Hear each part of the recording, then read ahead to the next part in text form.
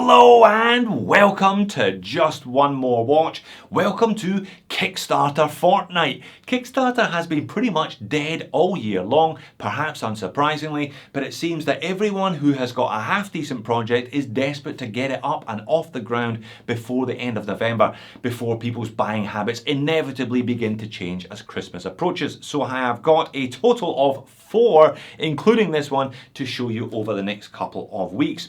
My apologies, I try to only do one piece of sponsored content per week. I've been trying to stick to that all year as far as possible because nobody wants to hear in every single video, but I've got so many that I need to get through over the next couple of weeks.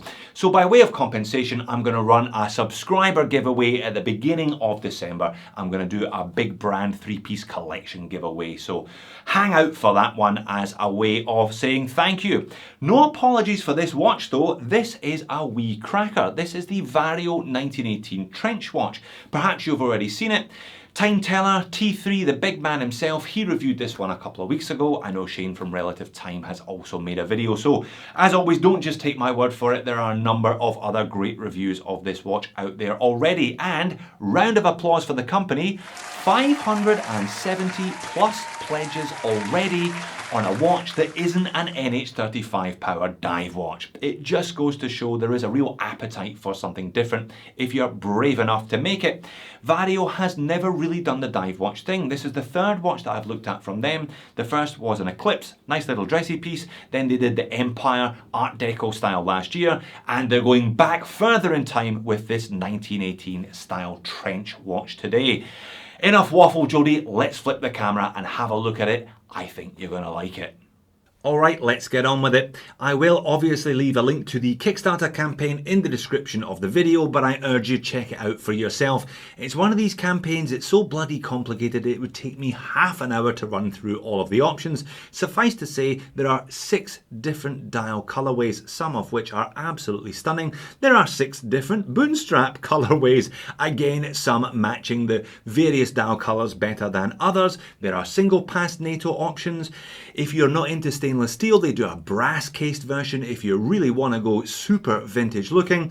And if the size of this watch is a 37mm, if that's just a bit too small for you, they do a Medix version, which is larger at 40mm in diameter and has pulsometer gradients around the outer edge, but a similar dial and handset. Different movement in that one. It features a Seiko, this one features a Miyota. As I said, check it out in your own time, because I just don't have time. But this is a great looking little watch. So 1918 trench watch, there's a clue in the name there. These were watches worn on the wrists of soldiers during the First World War. This is basically a kind of proto field watch. This was the first type of military watch worn in the field. Has its origins back in the pocket watches of the day. A lot of the times people would weld these lugs onto pocket watches, pop them on these leather boon straps and strap them on their wrists so they weren't fluffing around trying to get a pocket watch and a chain out of their watches while they're being shot at in the various hellish mud pits around Europe in the First World War. I wouldn't say this was a homage. I guess it's a homage to that style, to that genuine vintage World War look. I'll put in a couple of photos here. This is what the trench watches of the First World War look like. Classic numerals, Arabics, classic cathedral handsets as well, and because these were mostly based on pocket watch movements, they had a small second indicator on them also. There are a few contemporary watches that have this look and style. There's an Oris which costs about $3,000. That's it there. So the Vario coming in at $250 US is considerably cheaper, and I think it's a really nice done little watch. There will obviously be moans though. There will obviously be niggles coming right up. Now I have already discussed one key dimension, just under 37mm in diameter. The crown is tucked down at the 415 today, so that doesn't actually add any bulk to it materially or visually. 11.6mm thick. I measure the lug to lug to the end of those welded lugs at 44mm, so it is not a big watch today. 18mm lug width, though you will not be using your collection of pre-purchased 18mm lug width straps on this one, unless of course you have single pass NATOs, because fixed lugs, that's all you're going to get underneath underneath there is a single pass NATO. Even on this supplied 3-piece Boon strap, it's not a heavy watch either, weighing in at 70 grams. So all stainless steel 3-piece construction. We have a high polished fixed bezel, satinized brush on the mid case, and I will show you the case back in a minute. Again, there are about 12 different options you can choose from with the case back. There's a display case back, you can have it engraved to your liking, or there is a standard case back as well.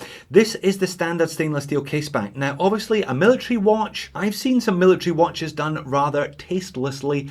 I think that's actually quite tasteful. Obviously the barbed wire, the gun, the soldier, but also the poppies, acknowledging just how awful it was for a lot of these soldiers and just how many of them didn't make it out of the trenches.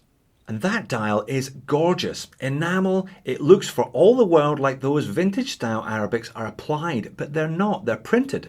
But they're printed in such a manner with shading around one edge to look like they're applied to add artificial depth. I think that is a great idea, very, very effective. As I said, check out the different colorways. Some of them don't have that shading and I don't think they look quite as good. As a consequence, I really do like this one. I love the color tones as well, that Fotina on the hands and that faux vintage orange on the Arabics.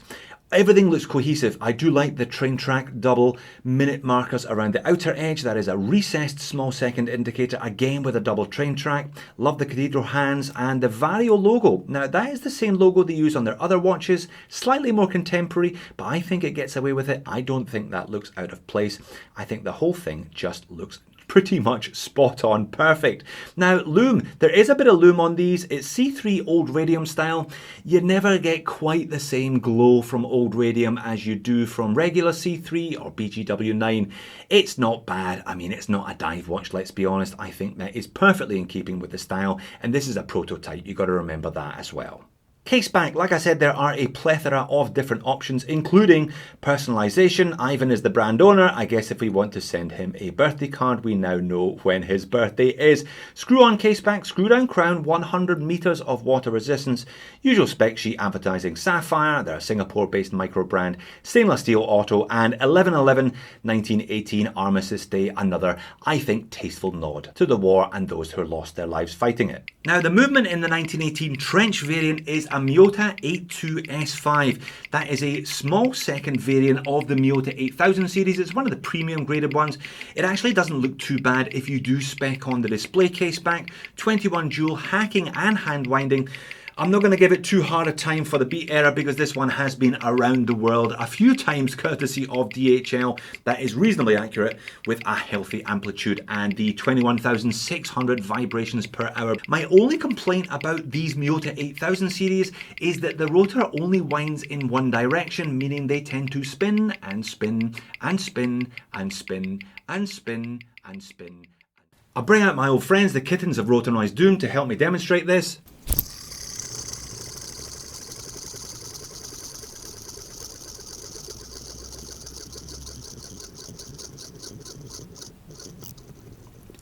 I wasn't joking, that was a lot of spinning. On wrist though, it looks fantastic. Now, Boon straps, some people love them, some people don't love them, shall we say. I think it suits this one down to the ground. There is a single pass NATO option. I don't think it looks as convincing as it does on the Boon. The Boon certainly beefs it up without making it ridiculous. I think to get away with a Boon strap, it has to have a super short lug to lug, and this one certainly does. Looks great. Now, Vario are clear on their website. If you have much more than a 7.5 inch wrist though, you're going to be restricted to that single pass leather NATO because this one isn't going to have enough holes for you, which I think is a bit of a shame. This watch really suits the Bund, so it's kind of a Bund or nothing for me, and if you've got a bigger than average wrist, then you're going to go for nothing rather than the Bund. Proper overhead shot, and it may be small, but it is fantastically legible. You can certainly see this one's Field Watch origins. Orange against white definitely helps. Some of the other colourways perhaps not so legible, so choose carefully if you're after one of these. Outside, you can tell there's plenty of anti-reflective undercoating on the underside of the sapphire crystal because you can still get a good clean read from this one outside in natural light. On wrist, I've got a 7-inch wrist for your reference. Fits me very well indeed on the Boon strap. Do bear in mind that it is going to be a little bit hot and sweaty wearing a leather cuff in the summer months if you do opt for one of these. But should you opt for one of these, what are my moans and niggles? Well, I guess my biggest complaint about this is that Miyota 8000 series. It is not my favourite series of movements in the world, mostly because of the spinning and the kind of clicking noise that it makes when the rotor catches. Sometimes you can get away with that if it's a big chunky dive watch and there's plenty of meat around the movement. This is a much smaller, more delicate watch, more delicate case. You don't get away with it. You can hear this one spinning. You can hear this one clicking when the rotor engages on your wrist. So that's something you have to think about. Are you okay with that noise? If so, go for it. If not, then perhaps you should be looking at the NH38 powered Medic variant of the same watch. Similarly, 37mm. You can butcher up on the Bund, relatively speaking, of course. But if you can't fit the Bund, then you're stuck with a single pass NATO. This is what the watch looks like on a single pass NATO. It still looks pretty cute, but I don't think it looks quite as good as it does on the Bund. I think the Bund really fits it. It's a shame they didn't make it maybe half an inch longer, so guys who like the look but who have bigger wrists could have got it on that bigger strap. My third complaint, screw down crown, 100 meters of water resistance. Maybe it would have been better if they had gone for a manual wind movement and didn't bother with the screw down crown. That would have been more authentic. I guess if you want to wear this one every day, then a decent level of water resistance is an added bonus, but if you're buying it on the Bund strap or you're wearing it on one of the leather NATOs, then you're not really going to be getting it wet anyway. So I'm not quite sure why they went for this choice of movement. Screw down crown, that grade of water resistance. I think they would probably be a better combination of those things, a more appropriate combination of those parameters to fit this style of watch. And I guess the final question you have to ask yourself as a potential purchaser of one of these is, how many trench watches do you currently have in your collection? I suspect most people are going to say no trench watches. Now, is that because you don't like the style, in which case look elsewhere? If that's because you haven't come across one before, or you haven't come across one that's affordable before, then I definitely think the Vario should be on your shopping list. Ivan keeps on making interesting watches in a slow, steady and deliberate fashion. I think Vario are going to be on the scene for many, many years to come. So there you have it, the Vario 1918. Not going to be for everyone, I appreciate, but if there is room in your collection for something a little bit different, $250, I think this one makes a very, very strong case for itself. It's just a nicely done little watch. It looks good, it's well made, it fits well, various customization options available too.